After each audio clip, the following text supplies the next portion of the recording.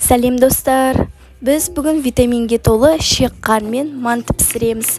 Алдымен шек қарынды пісіріп, мясорубкадан өткізіп, фарш дайындаймыз.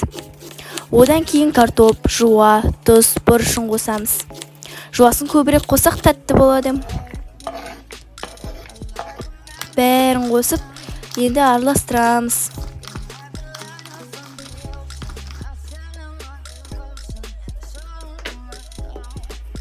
Содан соң қамырымызды дайындаймыз. Оған жұмыртқа, су, тұз, ұнды араластырып, нан илейміз.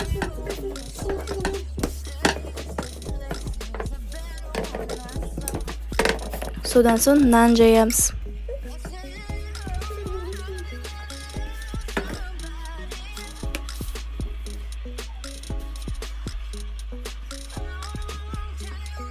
Жайылған нанды төрт бұрышты бөліктерге бөлеміз. Ішіне фарш салып, мантыны түйеміз.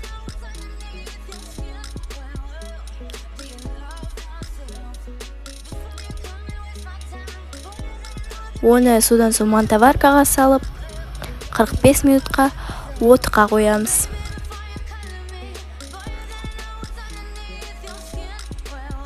Ал мантымыз дайын. Қандай дәмді, астарыңыз дәмді болсын.